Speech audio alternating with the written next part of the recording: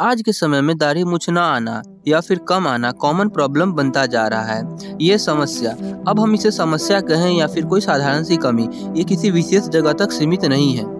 ये हमें पूरे वर्ल्ड वाइड देखने को मिलता है। जैसे कोरिया, चाइना, जापान या किसी अन्य देशों में अधिकतर की तो दाढ़ी मूंछ ही नहीं आती है, या आती भी है तो ना के बराबर।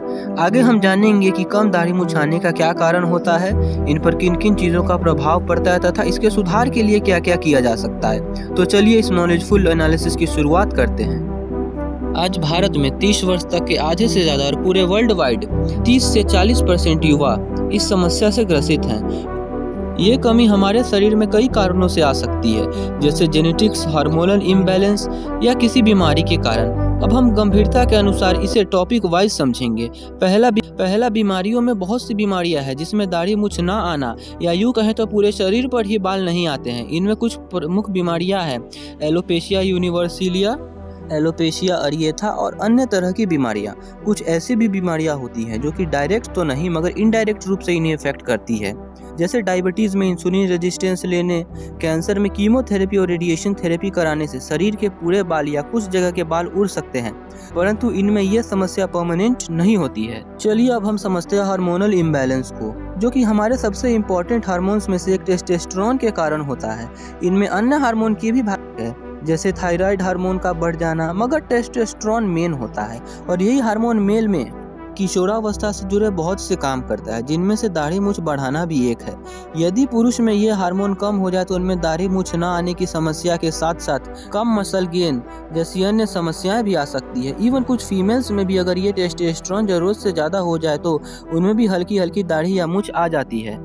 आपने ऐसे किसी न किसी को देखा ही होगा, और कुछ ऐसे को भी देखा होगा जिनकी बॉडी मसल काफ़ी अच्छी है फिर भी उनकी दाढ़ी मूंछ कम है या फिर नहीं आती है। तो उनकी समस्या टेस्टोस्टेरोन से रिलेटेड नहीं है, उनकी समस्या जेनेटिक्स है, जो कि हमारा तीसरा टॉपिक है। चलिए इसे समझते हैं। जैसा कि हम जानते हैं कि डीएनए में जो जीन होता है वही हमारे पूर्वजों के मेरिट डिमेरिट्स को हमें तथा हमसे आगे की पीढ़ी में ट्रांसफर करता है, और इसी के अध्ययन को हम जेनेटिक्स कहते हैं। चूंकि ये जीन से जुड़ा होता है इसीलिए इसका नाम जीन से जेनेटिक्स पड़ा। ये समस्या हम में या आपके किसी भी साइड के रिलेटिव से आ सकते हैं, चाहे वो आपके मदर साइड के रिलेटिव साइड से हो या आपके फादर साइड से।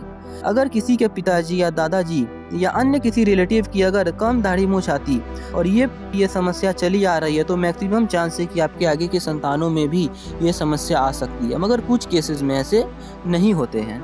तो चलिए अब हम जानते हैं कि क्या इस समस्या को कभी दूर नहीं किया जा सकता है। नहीं, तो इसका जवाब है कि इसे किया जा सकता है। कुछ तरीके हैं जिससे इस समस्या को परमानेंट तो नहीं या फिर पूरी तरह से नहीं, कुछ न कुछ काफ़ी हद तक इसे सही किया जा सकता है। ये दो तरीके से हो सकते हैं, चाहे वो मेडिकली हो या फिर नेचुरली।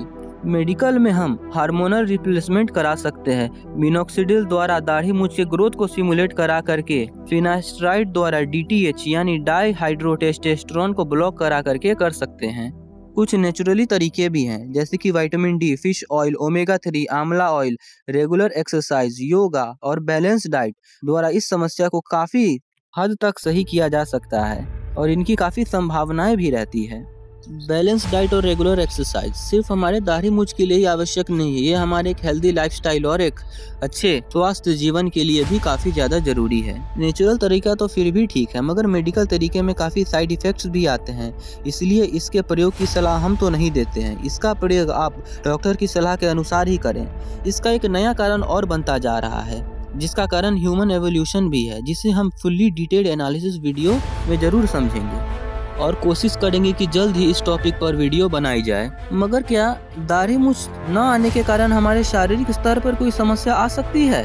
जी नहीं, इसका जवाब है नहीं। हमें समस्या तब होती है जब हम इसे अपनी मानसिक स्थिति से जोड़कर टेंशन लेते हैं।